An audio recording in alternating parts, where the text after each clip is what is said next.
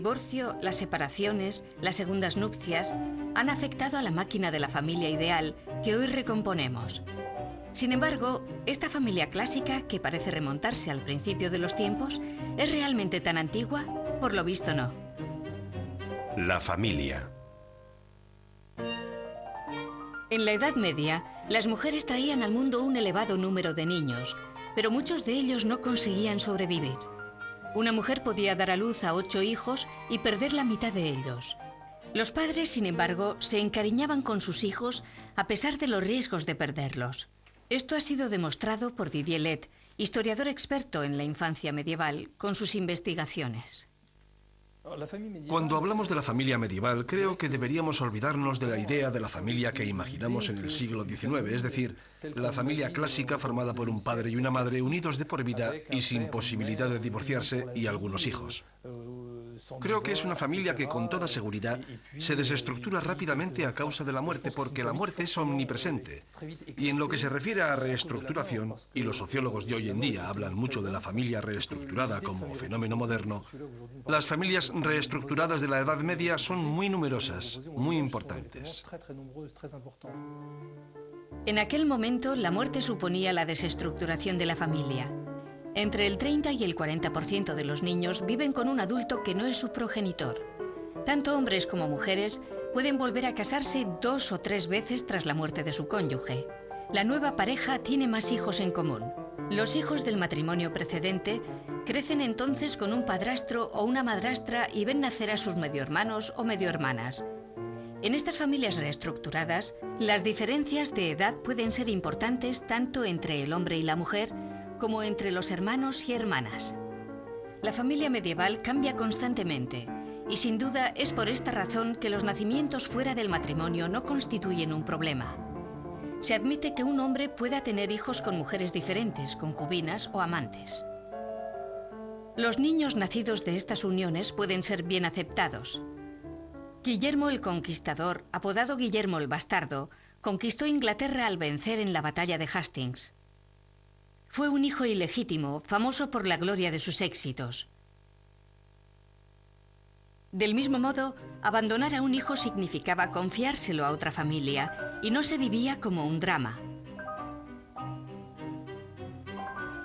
Al otro lado del río, el niño recogido puede proceder de una familia real y quizá le espere un gran destino, como a Edipo o a Moisés. La bastardía no se convierte en un estigma hasta el siglo XII, cuando la Iglesia empieza a hacerse con el control de la sociedad. Prohíbe el concubinato y la poligamia. A partir de ese momento, los esposos se unen mediante el sacramento universal del matrimonio. Las familias sufren vergüenza cuando aparece un hijo ilegítimo y por eso a menudo suelen abandonarlos. A partir del Renacimiento, la Iglesia se hace cargo de la acogida de niños desamparados. En 1633, San Vicente de Paúl crea la Congregación de las Hijas de la Caridad y las instituciones de este tipo se multiplican en las grandes ciudades. El número de abandonos aumenta considerablemente a partir de la segunda mitad del siglo XVII.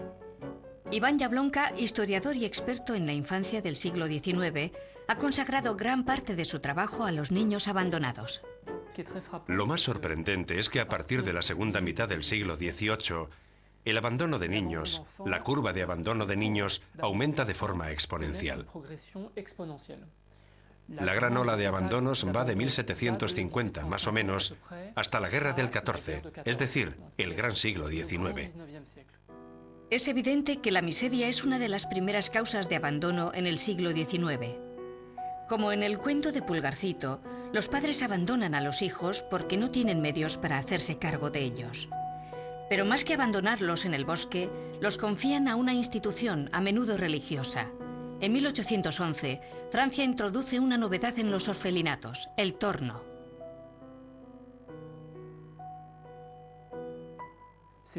Es una especie de cilindro de madera que hoy en día podemos comparar con ciertas taquillas de correos en las que se meten los paquetes. Se introduce el paquete y el torno pivota sobre sí mismo para que el paquete pase al otro lado. Las madres colocaban en el cilindro de madera pivotante al niño que iba a abandonar Hacían sonar una campanilla y al otro lado de la institución, una religiosa, la hermana tornera, hacía pivotar el sistema, recogía al niño y el abandono se consumaba en el más absoluto anonimato. En el torno se abandonaba al niño a menudo en condiciones dolorosas. Podía quedarse largo rato al frío, llorando y hambriento. El torno eliminaba las posibilidades de conocer los orígenes del niño, ya que al girar dejaba atrás toda su historia. En la década de 1830 se abandonan 35.000 niños.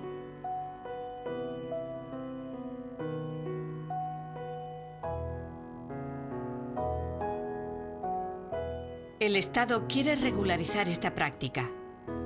En 1849 crea los servicios sociales y organiza un servicio público que se encarga de los niños abandonados. El Estado quiere proteger a sus huérfanos. Y esta voluntad se confirma en la Tercera República. La derrota contra Prusia ha dado lugar a un complejo de inferioridad numérica y los bebés se transforman en personas importantes, muy preciadas por el plan demográfico y militar. Cuantos más niños sobrevivan, más soldados habrá en el futuro. A principios del siglo XIX, 9 de cada 10 niños abandonados no sobreviven. A finales del siglo, 9 de cada 10 alcanzan la edad adulta. El Estado pone en práctica una política de ayuda a las familias para intentar frenar el número de abandonos. Pero esta ayuda resulta insignificante para las necesidades de las familias. A las madres solteras les resulta extremadamente difícil criar a sus hijos. La madre soltera se considera una mujer indigna, porque no solo ha perdido su virginidad y tiene que cargar con un hijo, sino que además no tiene un hombre a su lado que los mantenga.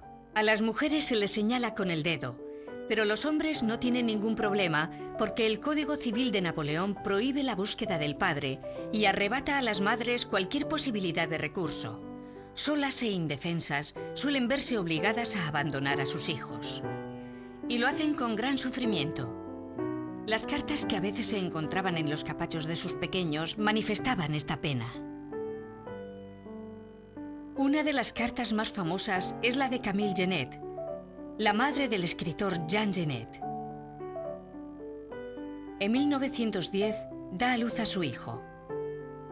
3 meses después de su nacimiento, escribe a la administración. A pesar de todo lo que he trabajado y de mi buena voluntad, me resulta absolutamente imposible pagar los gastos de alimentación y manutención de mi hijo. Estoy sola, completamente sola. Me veo obligada a confiároslo con todo mi pesar. Estoy segura de que mi pobre pequeño será mucho más feliz y espero que algún día perdone a su pobre madre. Aunque los niños huérfanos confiados a los servicios sociales reciben mejor trato, siguen sufriendo el oprobio social. Asociados al pecado de sus madres, son víctimas de burlas y abusos. Sin embargo, paralelamente, en el seno de la burguesía, el siglo XIX ve surgir una nueva forma de ver la infancia. Ahora los niños, que nacen cada vez menos debido a la práctica del control de la natalidad, se desean. Esta forma de ver la infancia está muy asociada a la nueva visión de la familia burguesa.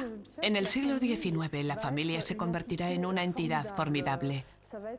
Se convertirá en la estructura de la sociedad, con un rigor absoluto. Yo diría que hasta diabólico. E iremos viendo que en el siglo XIX la familia será la auténtica estructura indispensable y fundacional de la sociedad.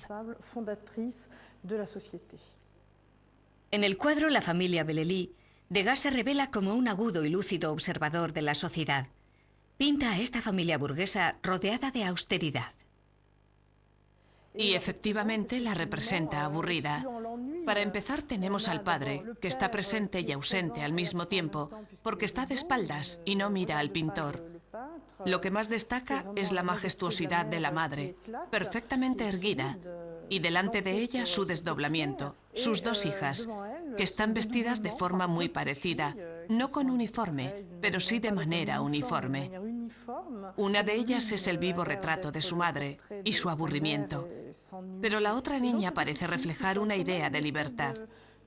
En todo caso, hay un sutil guiño a la libertad en la segunda niña, ya que está sentada de forma menos ortodoxa y mira vagamente hacia una puerta, como si quisiese irse. Por tanto, este es un retrato que revela y traduce muy bien, al mismo tiempo, la solemnidad de la burguesía en el Segundo Imperio y de la familia burguesa en esta época. En esta familia el niño ocupa un lugar nuevo. Es el corazón de una nueva estrategia de promoción social que difiere del siglo anterior e imprime los valores de la aristocracia. En el siglo XVIII los padres querían a sus hijos porque eran la promesa de la transmisión de la herencia. Eran niños fruto de un linaje. Y en el fondo, que el niño desapareciese suponía una tragedia para que esa transmisión de generación en generación se siguiese produciendo. En el siglo XIX el niño se quiere tanto en el presente como en el futuro. Surge esta idea de promoción social. Y el niño se quiere desde temprana edad porque se ha comenzado a apreciar al recién nacido, al bebé, desde su nacimiento. En la pintura, el niño se convierte en tema por sí solo. Se representa jugando, en jardines públicos, en soledad, en intimidad. Los pintores procedentes de la burguesía plasman la infancia de sus propios progenitores en escenas de felicidad familiar. A partir de ahora, el niño tiene su habitación y ese cuarto está lleno de juguetes y de muñecas. La sociedad industrial empieza a fabricar una serie de objetos para los niños y poco a poco el niño se convierte en el centro de un nuevo mercado. A finales del Segundo Imperio y principios de la Tercera República, los juguetes se producirán en masa y serán accesibles al gran público. En los años 30, los subsidios familiares contribuyen a extender este modelo familiar en todos los estratos de la sociedad. El niño crece junto a sus padres, va a la escuela y recibe todo tipo de atenciones. También se ha convertido en el blanco de la publicidad. A partir del periodo de entreguerras, el niño, tal y como lo conocemos hoy, se convierte en la piedra angular de esta nueva familia, la familia conyugal, mononuclear, centrada en papá que va a trabajar, mamá que se queda en casa y los niños, 1, 2 o 3.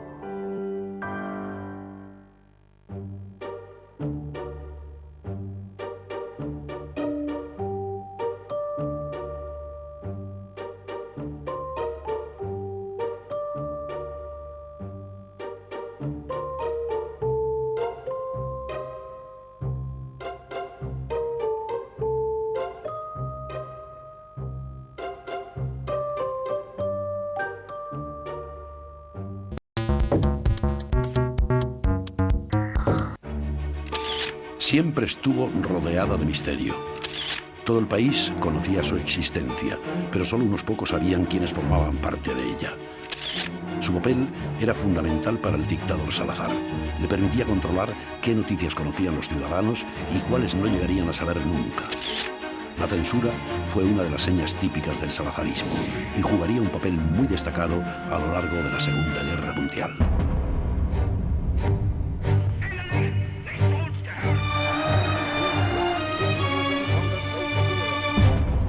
Portugal en la Segunda Guerra Mundial. La censura. Era la guerra total, y en ella era tan importante ganar en el campo de batalla como mantener alta la moral de las tropas y de los ciudadanos. En pocos periodos históricos, la propaganda y la censura fueron tan importantes como en la Segunda Guerra Mundial. En aquellos años, todos los países invocaron el patriotismo y trataron de desacreditar al enemigo. Así, los mismos líderes que eran aclamados por millares de seguidores en los documentales que se producían en su país, aparecían ridiculizados en las películas del otro bando. Las mismas marchas, que los nazis vendían como gloriosas, se mostraban como desfiles llenos de momentos grotescos y casi cómicos en los informativos aliados. En los años previos a la guerra, la manipulación informativa alcanzó sus cotas más elevadas en la Alemania nazi. El nivel de control sobre los medios era tan alto que en 1939 el Estado Novo de Salazar quiso conocer de cerca los métodos que allí se aplicaban. En 1939 hay una delegación del Secretariado de Propaganda Nacional que va a Berlín y queda realmente espantada con lo que ve. Se dan cuenta de que allí ni siquiera funciona una censura previa. ¿Por qué? Por la simple razón de que no era necesaria, porque todos aquellos que trabajaban y tenían acceso a los periódicos eran nazis por definición. A pesar de que en Portugal esto nunca llegaría a ocurrir, las cosas en el país no eran mucho mejores. Desde su ascenso al poder, Salazar entendió que controlar los medios era la mejor manera de dominar a la opinión pública. Cuando Salazar llegó al poder, creó rápidamente una serie de mecanismos legales y económicos que pretendían sofocar a toda la prensa con tendencia democrática. El aspecto más significativo fue un decreto publicado en 1936 que establecía barreras brutales para la creación de nuevos periódicos. Tanto los directores como los editores de estos nuevos diarios fueron elegidos atendiendo a su afinidad intelectual, moral y política al régimen de Salazar. Así, el propio director del periódico se convertía muchas veces en algo así como el primer censor, ya que los datos se habían pedido a la policía política, a la Unión Nacional y a los órganos del régimen. Cuando comenzó la Segunda Guerra Mundial, toda la prensa portuguesa llevaba ya desde hacía tiempo una prueba que evidenciaba que los periodistas no actuaban con libertad.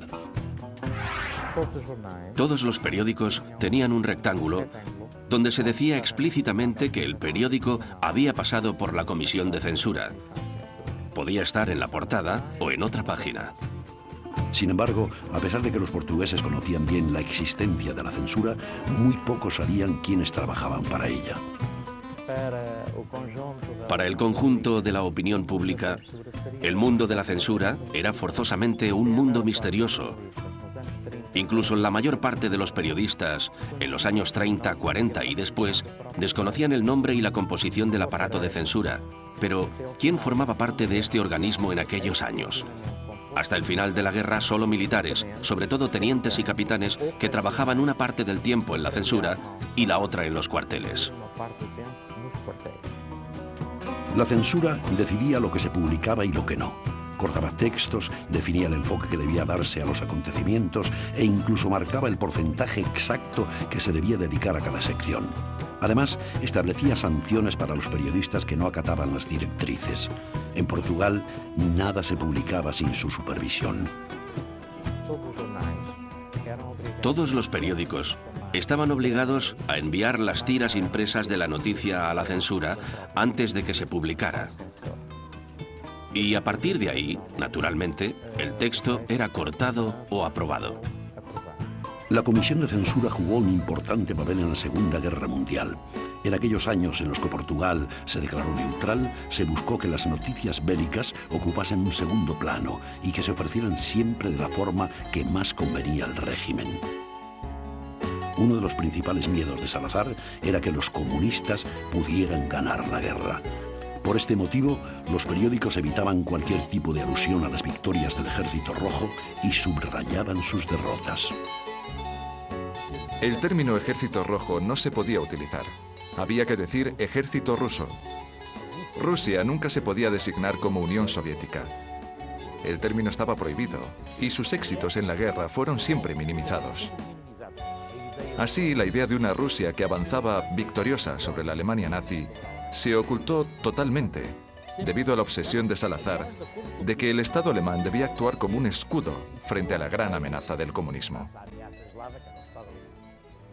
Otro tema considerado tabú tenía que ver con los miles de refugiados que llegaron a Portugal durante la Segunda Guerra Mundial.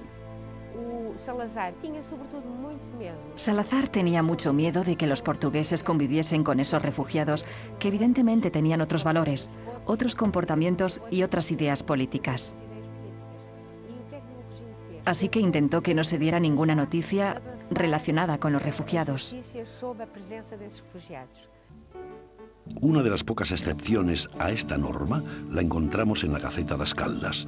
En agosto de 1940, el periódico llevaba a su portada un artículo titulado Los extranjeros. En él se describía cómo era la vida de estas personas en Portugal tras huir de los horrores de la guerra.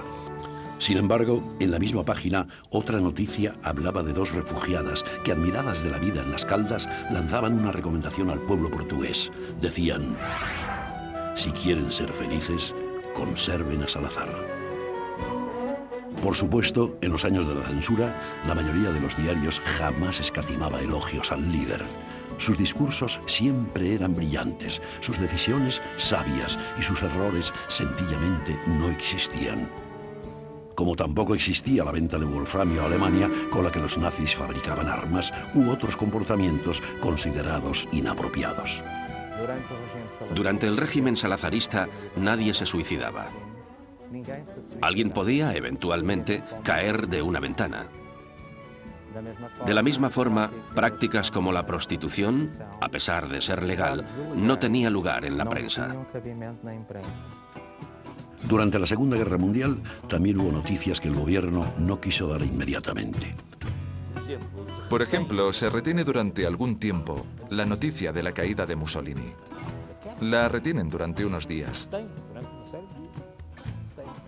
Terminan por darla, pero con un cuidado extremo, para que los ciudadanos no extrajesen ninguna conclusión errónea. ¿Por qué? Porque el régimen de Mussolini era uno de los que más se parecía al de Salazar. Entonces, la censura da instrucciones para que los periódicos subrayen las diferencias entre los dos regímenes. Por tanto, la censura actúa de acuerdo con los criterios de conveniencia política del régimen, siempre según la evolución de la guerra. Al acabar la guerra, muchos países europeos recuperaron la democracia y la libertad de prensa.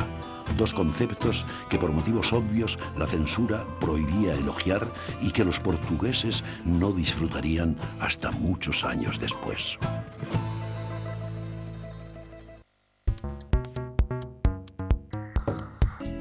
El 10 de febrero de 1929 arrancó la primera Liga Española de Fútbol. En poco tiempo la competición se hizo tremendamente popular. Sin embargo, 7 años más tarde, la guerra civil sacudió a todo el país y afectó gravemente a la competición liguera. Jugadores con el puño en alto o haciendo el saludo fascista. Estadios atravesados por trincheras. Futbolistas fallecidos en el campo de batalla. En aquellos años convulsos, el mundo del fútbol no iba a quedarse al margen.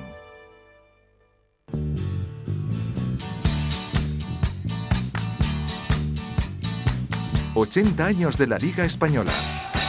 La Guerra Civil». Cuando en julio de 1936 comenzó la Guerra Civil, los futbolistas disfrutaban de sus vacaciones. La mayoría de ellos, como el resto de los españoles, pensaba que el conflicto acabaría pronto. Sin embargo, no fue así, y durante los 3 largos años que duró la batalla, se suspendió la Liga de Fútbol. A pesar de ello, la mayoría de los equipos siguieron jugando competiciones regionales y torneos que se destinaban a recaudar fondos para la causa republicana o franquista.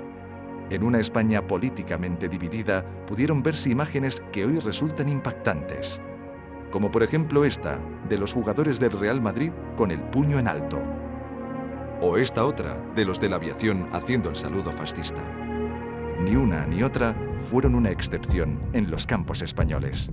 Normalmente, además, se hace una manifestación en cada bando de su propia ideología y de sus símbolos. Y en los partidos de Madrid o tal se saluda antes de empezar el partido puño en alto, mientras que en la otra zona se levanta el brazo al estilo de Mussolini. Durante los años de la guerra, muchos futbolistas estuvieron en el frente de batalla. Entre las historias más peculiares está la de varios jugadores del Levante que regresaban de las trincheras para jugar los partidos de la Liga del Mediterráneo. O la del mítico defensa del Madrid, Quincoces, que condujo una ambulancia.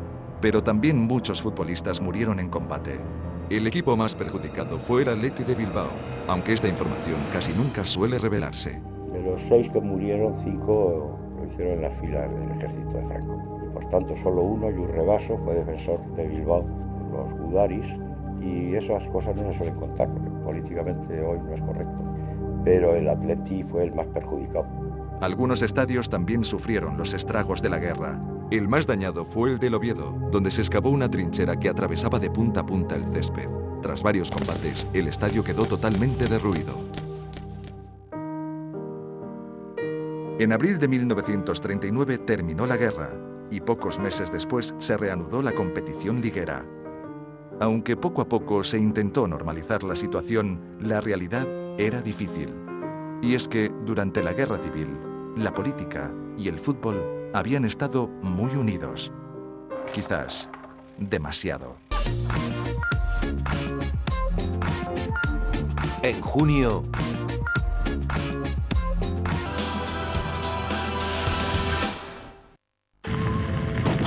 basado en hechos reales.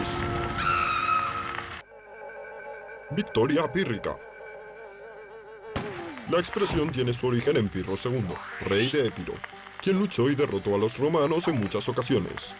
El rey quería extender sus dominios hacia Macedonia, por lo que ayudó a su general Milo, llevando un ejército de 25.000 hombres y algunos elefantes hasta las ciudades de Heraclea y Pandosia. Cuando el cónsul romano, Valerio Levino, cruzó el río Siris para llegar a ellas, se topó con el ejército de Pirro.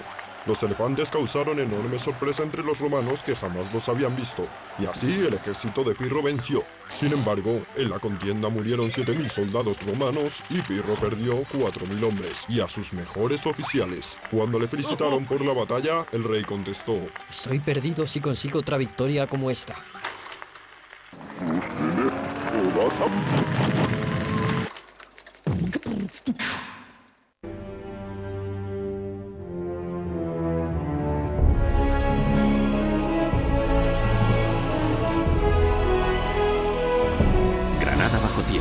Las cuevas del Sacromonte. Bares donde puede escucharse la más genuina música flamenca, viviendas con varias habitaciones, restaurantes, incluso museos. Todos estos sitios tienen algo en común. Se ubican en el interior de uno de los lugares más sorprendentes y genuinos de España, las llamadas Cuevas del Sacromonte. Unas peculiares viviendas bajo tierra que forman parte de la historia de la ciudad. Las cuevas del Sacromonte comenzaron a ser habitadas en el siglo XVI. Aunque su origen se desconoce a ciencia cierta, las crónicas cuentan que en ellas se instalaron personas de etnia gitana que acompañaban a las tropas de los reyes católicos durante la conquista de Granada, trabajando para el ejército cristiano como artesanos del metal. Aquella forma de vida, llamada troglodita, experimentó un gran auge en la primera mitad del siglo XX. Hasta tal punto que en 1900 el número de cuevas en Granada era de 660 y en 1950 superaba las 3.600. Sin embargo, tras una serie de riadas ocurridas en los años 60, las cuevas serían desalojadas. Aunque aquello no sería su final. A día de hoy, las cuevas constituyen un 80% de las viviendas del Sacromonte y es posible ver desde casas a bares y zambras donde se ofrecen auténticos espectáculos bajo la montaña. Ay, como quiere, gitana, que te quiera. Pero además, en este emblemático rincón granadino existe un enclave histórico donde puede verse de cerca cómo era la forma de vida troglodita. Es el Museo del Sacromonte, un lugar donde podemos adentrarnos en distintas cuevas, descubrir cómo es su interior y con qué usos fueron utilizadas hasta hace pocos años. Las cuevas fueron excavadas en su mayoría como viviendas. Su interior es bastante reducido, con un máximo de 3 habitaciones y con huecos que podrían servir para el almacén. Solían cavarse en abanico o en profundidad, como es el caso de esta cueva, donde la zona exterior acogía la cocina, un comedor ocupaba el medio y en el fondo, a resguardo del frío, se ubicaba el dormitorio. Pero además de como viviendas, algunas cuevas también se destinaban a guardar burros, vacas, gallinas y herramientas. Además, era frecuente que algunas cuevas vivienda estuvieran comunicadas con el establo con el fin de aprovechar el calor que los animales desprendían. En el Museo del Sacromonte también es posible ver cómo se ganaban la vida las personas que habitaron estas cuevas. Lo hacían sobre todo con profesiones artesanales, entre las que se encontraban la fabricación de cestos de caña, la cerámica o la herrería.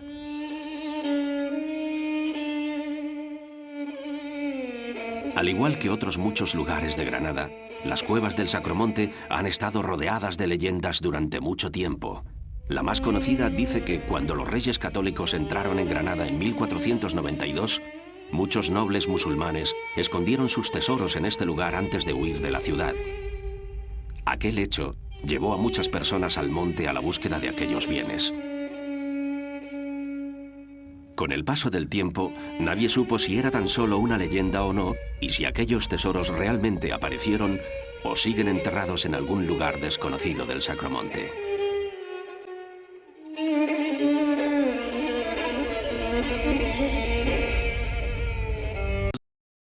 La estructura fue la bodega de los hermanos cristianos, donde desde 1949 su legendario bodeguero, el hermano Timothy, coleccionaba sacacorchos cuya procedencia se remontaba al siglo XVIII. El hermano Timothy estaba muy interesado en la evolución de este ingenio. Quería descubrir la manera más eficiente de destapar una botella de vino. Muchos sacacorchos se muestran en una gran variedad de formas y medidas, y gran parte de estos sacacorchos son novedades. Como puedes ver, aquí tenemos a un monje de aspecto piadoso y beato, pero si se le extrae la cabeza, tiene un sacacorchos debajo. Estos son ejemplos de sacacorchos de bolsillo. Aquí tenemos sacacorchos de arco plegables. Son sacacorchos de extracción simple, además de sacacorchos de extracción con 2 dedos. También tenemos un pequeño sacacorchos para zurdos, en los cuales la hélice penetra en la dirección opuesta a como lo haría para una persona diestra. A finales del siglo XIX, el sacacorchos se convirtió en parte de casi todas las herramientas multifuncionales, desde los utensilios de bolsillo plegables hasta este precursor de la navaja suiza. Era increíble. Mira esto. Estas herramientas no solo disponen de sacacorchos, sino de un martillo. Es una regla con incrementos de pulgada. Si no te pones a beber vino, podrías construir una casa. Además del vino, los sacacorchos han abierto toda clase de envases, desde medicamentos hasta botellas de cosméticos. Nunca dirías que existe una botella de vino para este sacacorchos. En realidad se utiliza para sacar los corchos de las botellas de perfume. El amigo del camarero es posiblemente el más popular de todos los sacacorchos y el que se utiliza en las clases de servicio de vino impartidas en el Instituto Culinario. Existe una manera correcta de utilizar el sacacorchos. En primer lugar, sacamos el cuchillo. Asegurémonos de que está bien afilado. Cortemos debajo de la segunda rebaba de la botella. De este modo, cuando quitemos el papel de aluminio, nos aseguraremos de que no toque el vino para nada. Después se coge el tirabuzón y se perfora en el centro del corcho. El primer paso es un tirón suave. El segundo paso, otro tirón igualmente suave. Ya estamos a punto de disfrutar de nuestro vino. Pero los días del sacacorchos de confianza pueden estar contados, gracias a los nuevos abridores de botellas como el sacacorchos de aire presurizado. Hay que tener mucho cuidado porque se produce mucha presión con cada bombeo.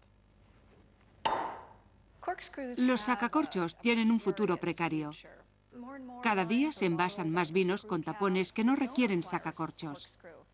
Estamos hablando de un invento que puede desaparecer dentro de los próximos 100 años, lo cual sería una verdadera lástima.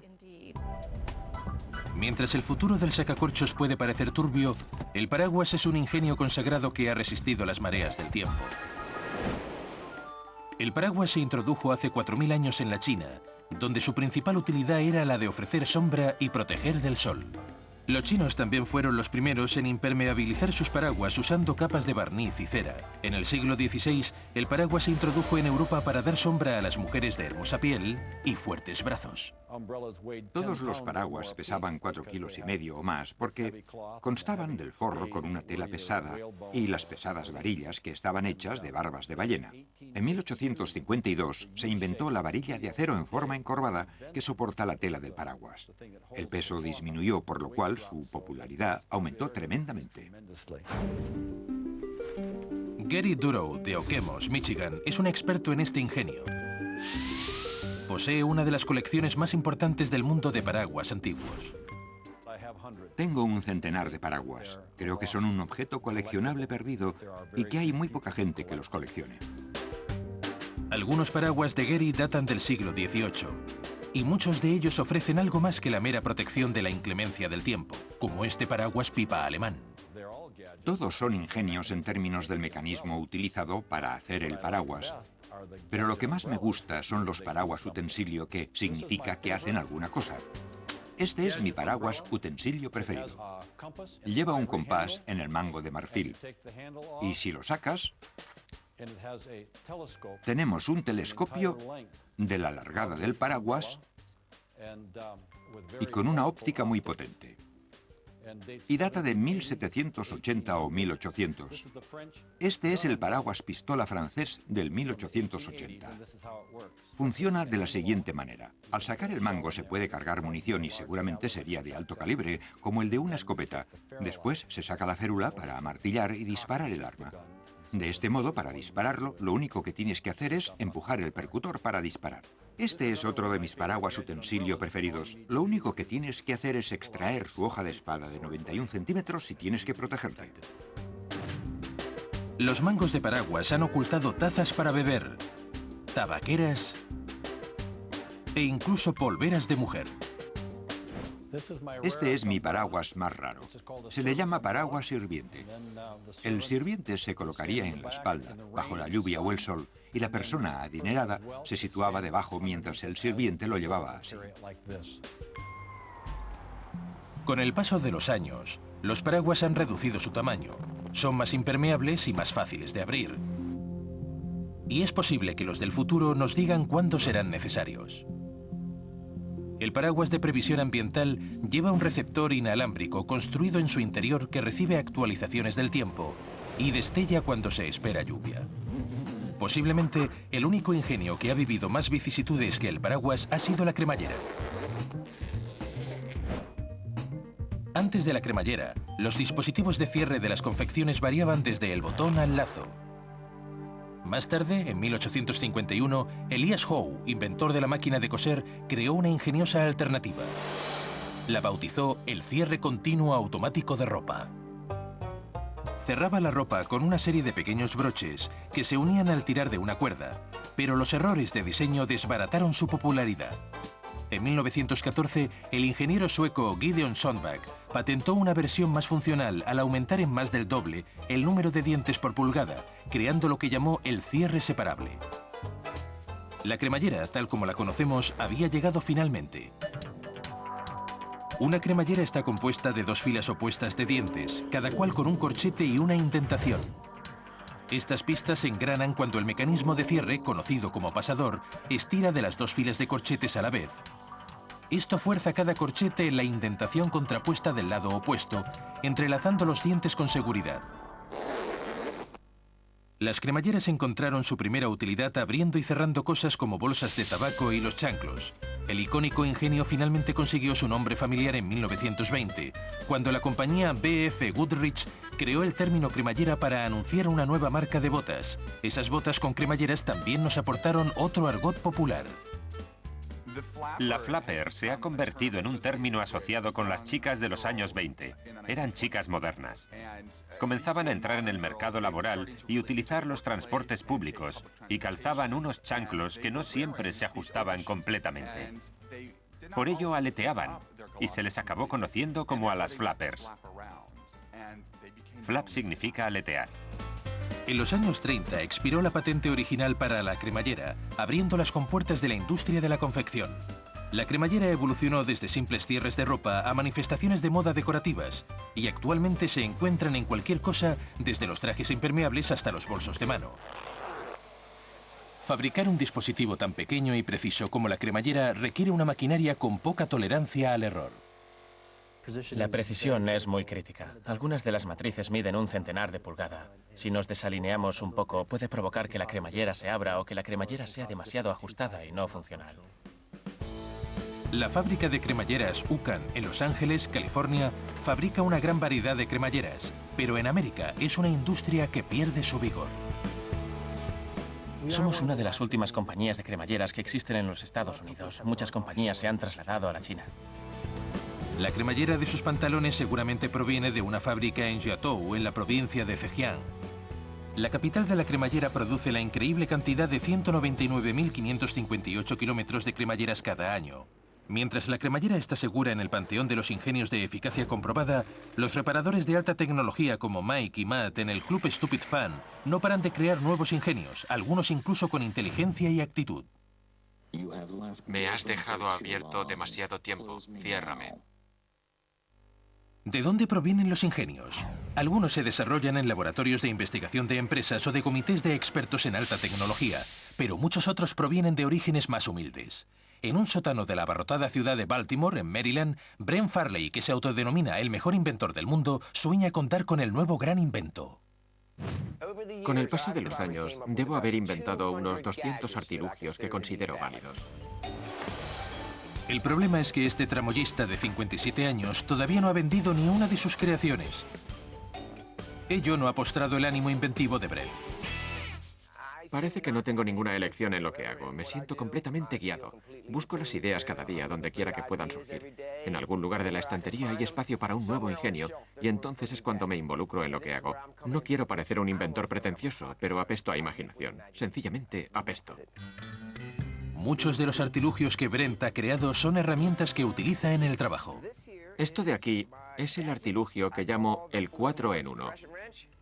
Llave inglesa con forma de media luna, llave inglesa ajustable.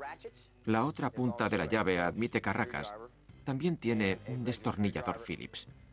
Uno convencional y se coloca en el cinturón. Este es mi martillo autocolgante. Se trata de un martillo que se aguanta después de su uso. Simplemente se coloca en el cinturón del usuario y o en la bolsa de herramientas, el martillo autocolgante. Esto es lo que llamo el enganche rápido. Es magnético. Está diseñado para colocarse en el cinturón del usuario. La cinta se recoge por sí misma y no se puede mover hasta que se tire directamente de la unidad. Esto es lo que llamo el soporte de hombro. Lo he usado muchas veces en el trabajo, sobre todo subiendo y bajando la escalera. Si estás en un tejado, es una herramienta fenomenal. Como puedes ver, sencillamente te lo colocas y puedes usarlo con las manos libres, pero ahora al usar esto es elástica. Se estira tanto como necesites, así de fácil. Puedo usarla tranquilamente y soltarla. Donde quiera que Brent vea una necesidad, crea un ingenio. He tenido problemas con los limpiaparabrisas que no funcionaban como deberían. Igual se movían en una dirección o bailaban y no me lo limpiaban. Inventé un limpiaparabrisas con forma de zigzag. Está diseñado para no bailar nunca ni dejar de funcionar. Este artilugio de aquí es lo que llamo el andador con alas. Su utilidad es la de ofrecerte el viaje más drástico que nunca hayas podido hacer en un monopatín. A esto de aquí lo llamo la manopla de planchar. Sencillamente metes la mano en ella y ya está. Ya estás planchando la ropa. Puedes evitar cuellos, llegar a rincones pequeños. Este es mi diseño de un cubo de basura. Está pensado para cargar con la mayor cantidad de basura que puedas cargar de la manera más eficiente. Es un prototipo en miniatura, de manejo fácil y movilidad fácil. Realmente utiliza el espacio. Una persona muy pequeña puede cargar mucho peso con mi carro de basura. Algunas invenciones de Brent encuentran utilidad en su hogar. Este es mi artilugio de aseo. Aquí está el espejo. Sube y baja hasta la altura deseada. He colocado luces en los dos lados de la cara. Se consigue un afeitado muy bueno. Tengo mi maquinilla de afeitar que entra y sale de su compartimiento. Puedes estirarla hacia arriba y hacia abajo o queda colocada donde no estorbe. El paño se estira hacia arriba y hacia abajo y luego desaparece. Aquí tengo mi pasta de dientes y aquí está mi cepillo. Todo en una unidad y no podría soportar asearme sin ello. Cuando empiezo a concebir una idea es porque he visto algo que sé que puedo mejorar un poco. Todas las ideas empiezan sobre papel. Aquí tengo un montón de dibujos que he hecho, dibujos de mi martillo autocolgante. ¿Cómo se origina todo? El jockey manual, burbujas de centrifugado. Mientras Brent se esfuerza en desarrollar un artilugio que quizás algún día llegue a las estanterías de las tiendas, al otro lado del país, en un almacén de más de 900 metros cuadrados en Berkeley, California, un par de técnicos imaginan mecanismos que algún día puedan cambiar nuestro modo de vida. Aunque se autodenominan el Stupid Fun Club, los conceptos que exploran son todo lo contrario.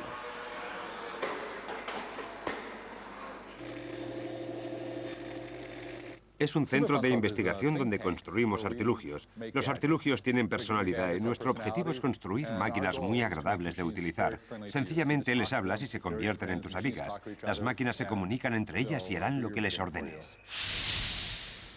Mike Winter y Matt Sigibrod investigan la relación entre los seres humanos y las máquinas investigando artilugios con inteligencia artificial.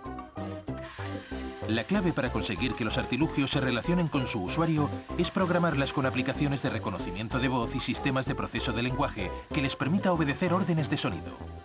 Señor, si ya no me necesita, me apagaré un rato. Muy bien, Copycat. Lo has hecho muy bien. Este es el señor Cool, nuestra nevera. No tenemos más que hablarle para que se abra. Cool. Accede pronunciando tu nombre de pila. Mike. Hola Mike, ¿cómo estás? Tus deseos son órdenes. Ábrete. Abriendo la puerta, Mike. Recalibrando. Los electrodomésticos inteligentes de Mike también se programan con actitud. Me gusta esta bebida. ¿En qué estás pensando? El tiempo se ha agotado, Mike. Me has dejado abierto demasiado tiempo. Ciérrame. Lo lamento. ¿Está mejor así? Si crees que puedo perder el tiempo, piénsatelo 2 veces. Desconectándote del sistema, Mike. Me voy a hablar un rato con el microondas. Es mucho más agradable que tú. Otzi. Dime tu nombre. Mike. Encantada de verte, Mike. Formula una orden. La ventaja de los electrodomésticos inteligentes es que llegan a conocerte. Te hablarán en una lengua que podrás comprender. Le dirás a tu nueva HDTV: ponme los Packers. El televisor te lo buscará y buscará los altavoces. Se han terminado los manuales de instrucciones. Te llevas el electrodoméstico a tu casa, se convierten en tus amigos y son amigos entre sí. El Stupid Fan Club imagina hogares enteros equipados con ingenios inteligentes. En un futuro, todo lo que tengas en casa será un ingenio. Tendrá inteligencia. Sabrá qué hacer por ti. Por ejemplo, aquí te...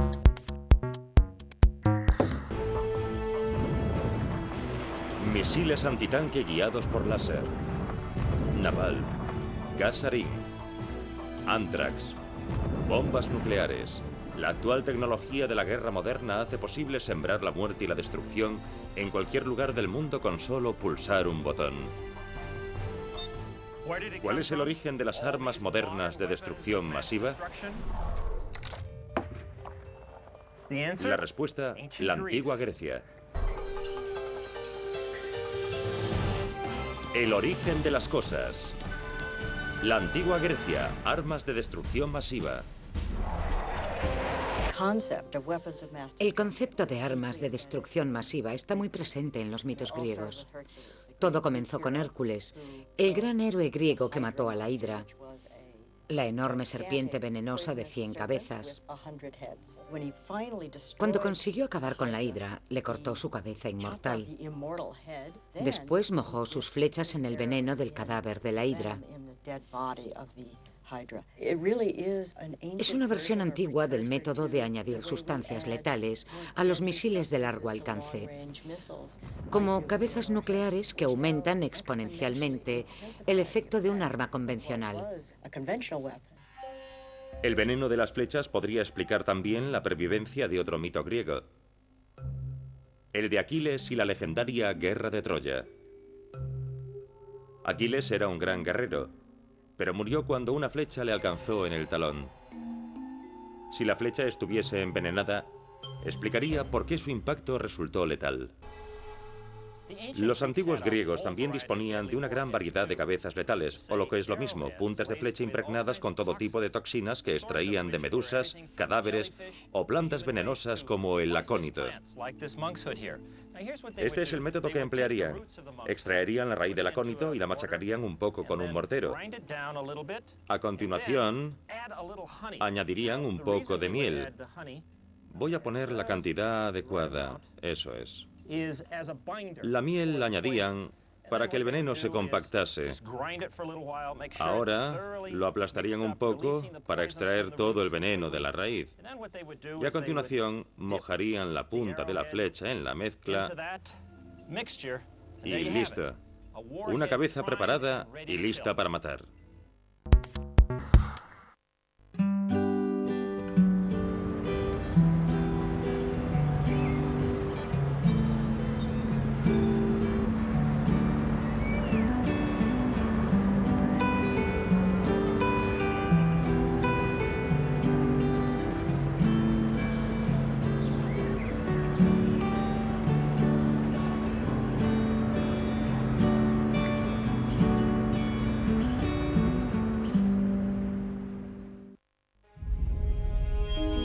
Dice la profecía que un día desaparecerán sin previo aviso, que ellos serán los elegidos, que los demás estarán condenados. Pero eso no será lo peor. Lo peor estará aún por llegar.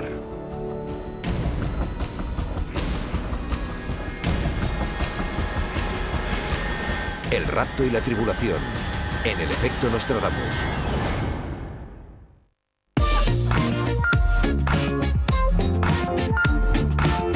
En mayo, vive la guerra como la vivió el general Patton.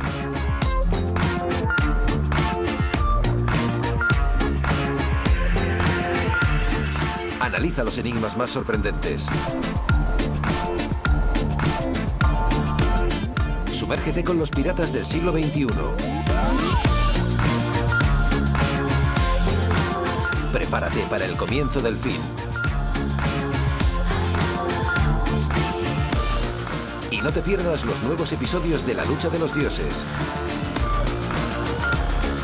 Mayo en Canal de Historia.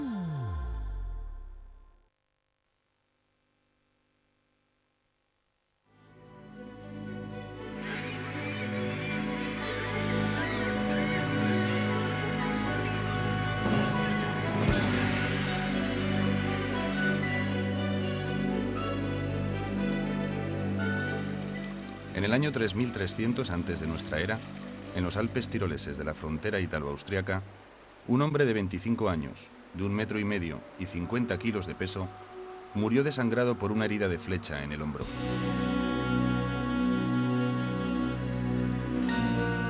Descubierto en 1991 y bautizado como el hombre del hielo, este cuerpo momificado por los hielos del glaciar de Sibilaun aún desvela secretos sobre su persona y sus costumbres.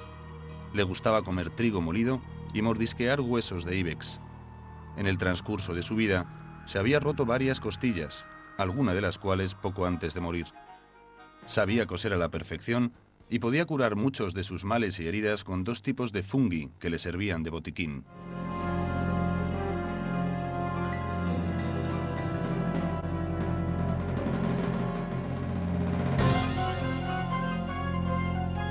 Gracias al estudio de los expertos forenses de la Universidad de Innsbruck, 5.300 años después de su muerte, el hombre de hielo nos habla. Los huesos hablan, son un material muy plástico, tanto es así que todo lo que ha ocurrido en la vida del individuo está desde antes de nacer hasta después de morir, y todo lo que pasa por ellos queda, si es una bala, si es un proyectil de cualquier tipo, si es un arma blanca, si es un instrumento contundente.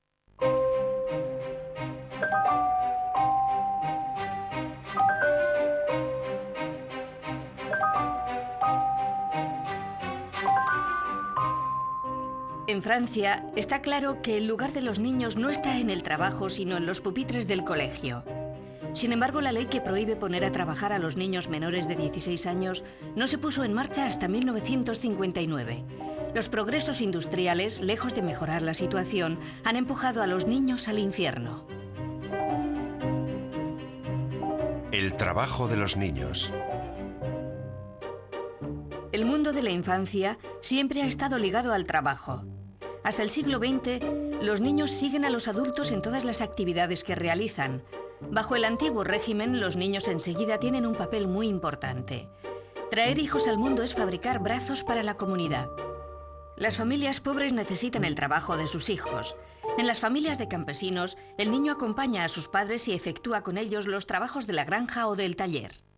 En las ciudades, los niños empiezan a trabajar con 6 o 7 años. Los chicos transportan piezas de ropa en las tiendas, recogen los trozos que se caen al suelo, barren. Las chicas, por su parte, trabajan en la casa, lavan, van a buscar agua y se ocupan de los más pequeños. Didier Let es historiador de la infancia en la Edad Media. En sus estudios ha constatado cómo en aquella época el trabajo de los niños los acompaña en su desarrollo. La idea es la de proteger el cuerpo del niño, darle trabajos pequeños al principio e irle dando trabajos más importantes en función de su fuerza física. Todos los tratados de pedagogía, todos los tratados de medicina insisten mucho en el aspecto progresivo del trabajo de los niños.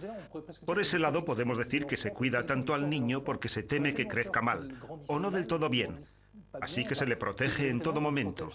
Y eso es algo muy medieval. Trabajar es una forma de crecer, de conseguir la independencia. A partir de los 12 años el niño puede empezar como aprendiz. Pero el maestro no es todopoderoso. Firma un contrato debidamente cumplimentado en el que están de acuerdo también los padres y el aprendiz.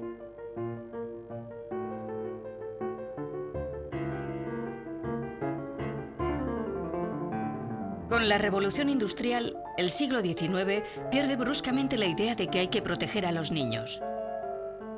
Es el siglo de las máquinas. Ellas imponen el compás. Las familias pobres, tanto niños como adultos, deben trabajar al ritmo que marcan las máquinas. Iván Jablonka, historiador de la infancia en el siglo XIX, nos explica esta profunda transformación en el trabajo de los niños. Con la revolución industrial se observa una generalización del trabajo entre los niños y a la vez contratan a los niños a una edad mucho más temprana. No es extraño ver niños de 6, 7 u 8 años trabajar muchas horas al día, a veces 12, 14 o 16 horas en una jornada. Víctor Hugo, observador lúcido y comprometido, lo denuncia. La industria ha creado una especie de monstruos. Para que tengan vida completa, a esas máquinas les hace falta un alma. Cogen a los niños. ¿Por qué a los niños? Señores, la industria lo calcula todo. Le hacen falta almas que ocupen poco espacio, que coman poco y no salgan muy caras. Los niños no piden grandes sueldos, no se van a la huelga y pueden realizar tareas imposibles para un adulto. Pequeños, hábiles, vivaces, dóciles. Constituyen una mano de obra maleable y por ende muy interesante para los jefes. Las fábricas textiles estarán ávidas de niños. Contratan a chicos y chicas para labores de tejido. Por ejemplo, son hiladores. Su misión es vigilar los hilos y volver a unir los que se hayan soltado.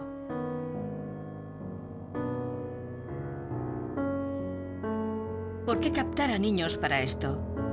Un industrial de Melhouse explica, como hilador el niño es irreemplazable. Sus dedos delicados y flexibles son mucho más útiles que los de un hombre, además de tener la flexibilidad necesaria para deslizarse bajo los bastidores, algo que un adulto sería incapaz de hacer. Consecuencias: